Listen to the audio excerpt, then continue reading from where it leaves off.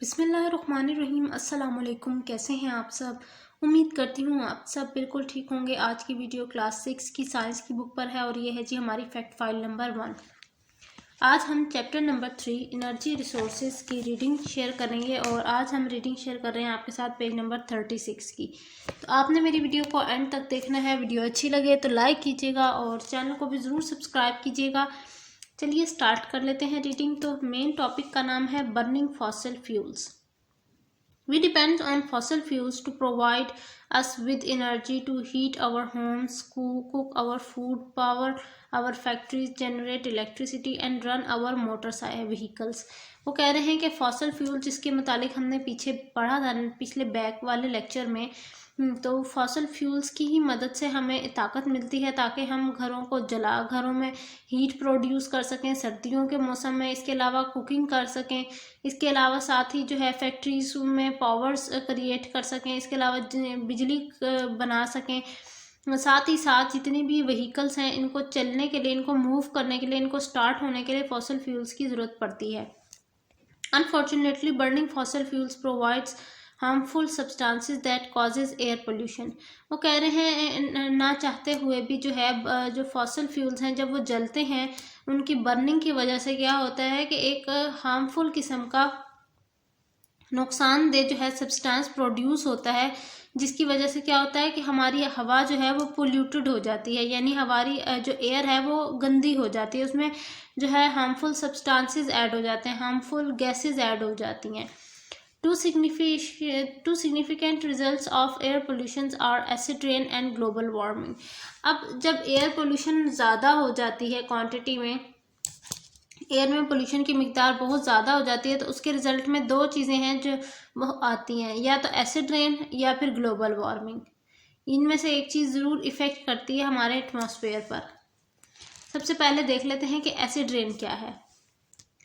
All rainwater contain a small amount of acid. Rain dissolves carbon dioxide from the air, making carbonic acid। ये कह रहे हैं तमाम जितने भी पानी के बारिश के ज़र्रात होते हैं जो पानी के बने हुए, उनके अंदर क्या है थोड़ी सी मिकदार में एसिड मौजूद होता है, बहुत स्मॉल क्वांटिटी में। और जो है ये जो बारिश है ये कार्बन डाइऑक्साइड को अपने अंदर डिज़ोल्व कर लेती है, अपने अंदर हल कर लेती है पानी के ज़रिए, एयर के ज़रिए। और वो क्या कार्बन डाइऑक्साइड से वो क्या बना लेती है बारिश? कार्बोनिक एसिड बना लेती है। However, other gases produced by industries such as coal-fired power station causes rain to be more acidic। अब वो कह रहे हैं जबकि अगर हम देखें कि जो हार्मफुल गैसेस जो हमारी फैक्ट्री से, इंडस्ट्री से निकल रही होती हैं, धुएं निकल रहे होते हैं, वो एयर को इतना ज़्यादा पोल्यूटेड कर देते हैं कि जो रेन है उसमें एसिड की मिकदार ज़्यादा हो जाती है। These gases are sulphur dioxide and nitrogen dioxide. अब वो कौन सी गैसेस होती हैं जो फैक्ट्रीज में से निकल रही होती हैं, जो हार्मफुल होती हैं, जिसकी वजह से एसिड की मिकदार रेन में ज़्यादा होती है? वो होती हैं सल्फर डाइऑक्साइड और nitrogen dioxide. When they dissolve in water, they form sulfurous nitrous acid respectively। अब जब क्या होता है कि जो सल्फर डाइऑक्साइड और नाइट्रोजन डाइऑक्साइड जब पानी के साथ मिलता है, जब बारिश के कतरों के साथ जाके मिलता है, तो उससे क्या रिजल्ट में बनता है? सल्फ्यूरिक और नाइट्रस एसिड बनता है। अब आपने नोट किया इसमें एसिड का नाम आ गया, यानी एसिड की जो क्वांटिटी है वो बादलों में जो पानी मौजूद है उसमें ज़्यादा हो गई है। The damage done by acid rain is extensive. अब जो नुकसानात हैं एसिड रेन की वजह से वो बहुत बड़े होते हैं, मतलब वो ताउम्र रहने वाले जो है नुकसानात होते हैं। एक्सटेंसिव का मतलब होता है कि बहुत ज़्यादा हार्मफुल होना।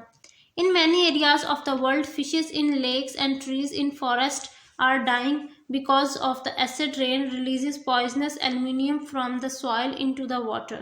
अब वो कह रहे हैं कि बहुत सारे दुनिया के ऐसे इलाके हैं, दुनिया में ऐसे बहुत सारे, हमारी दुनिया में ऐसे बहुत सारे एरियाज़ हैं जहाँ पर समंदर के अंदर जो है फिशेस नहीं सर्वाइव कर सकती, दरख्तों पर जो दरख्त जो हैं वो मुरझा जाते हैं, मर जाते हैं।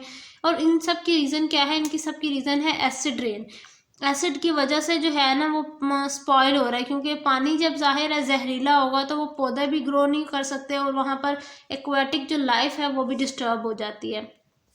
Buildings are scrambling and metal construction are rusting such more quickly because of acid rain. अच्छा, इसके अलावा एक और नुकसान उन्होंने बताया कि जितनी भी इमारत है ना उनमें दरारें आना शुरू हो जाती हैं, उनमें क्रैक्स आना शुरू हो जाते हैं। क्रम्बलिंग का मतलब क्रैक्स आ जाना, ठीक है। और इसके अलावा कह रहे हैं कि जो मेटल से बनी हुई चीज़ें हैं ना, उनकी जब कंस्ट्रक्शन हो रही होती है तो उनके ऊपर जंग आना शुरू हो जाता है उसी टाइम पर, सिर्फ किस वजह से? एसिड रेन की वजह से।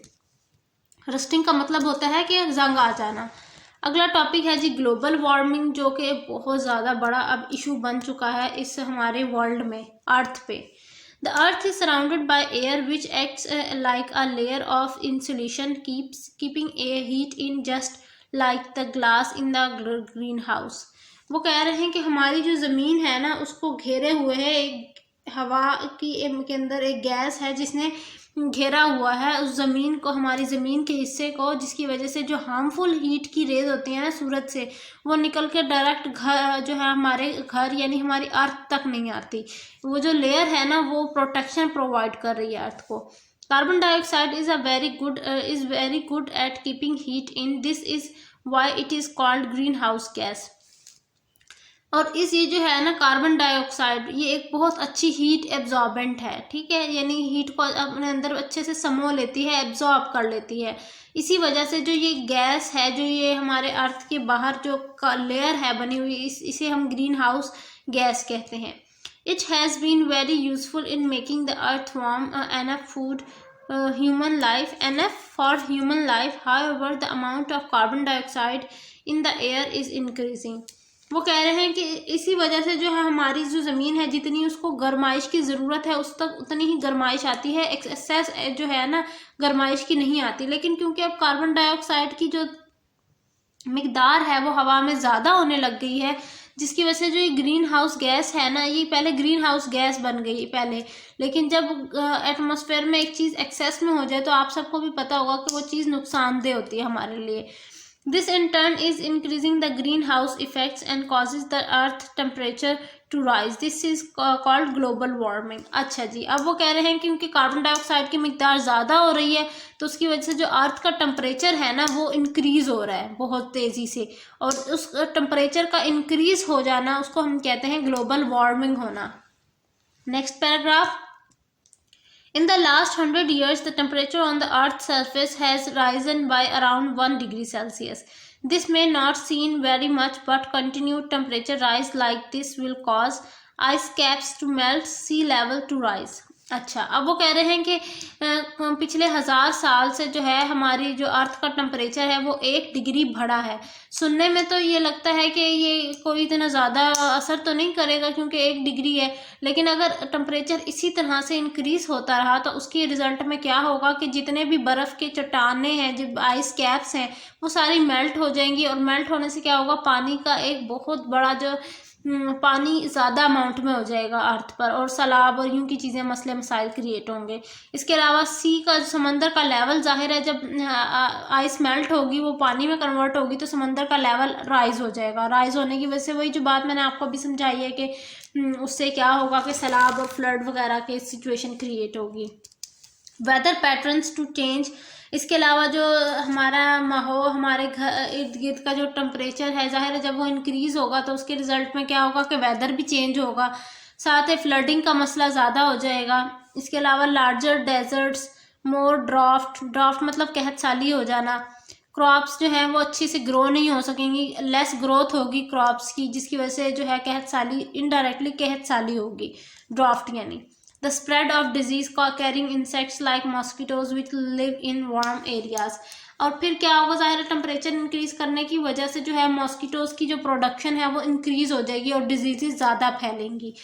तो बच्चों ये मेरी आज की वीडियो थी। इंशाल्लाह नेक्स्ट वीडियो में हम टेस्ट योरसेल्फ से स्टार्ट करेंगे रीडिंग। आई होप मेरी आज की वीडियो अच्छी लगी होगी। आपको वीडियो अच्छी लगी हो तो लाइक कीजिएगा, चैनल को ज़रूर सब्सक्राइब कीजिएगा। मिलती हूँ नेक्स्ट वीडियो में, तब तक के लिए अल्लाह हाफिज़।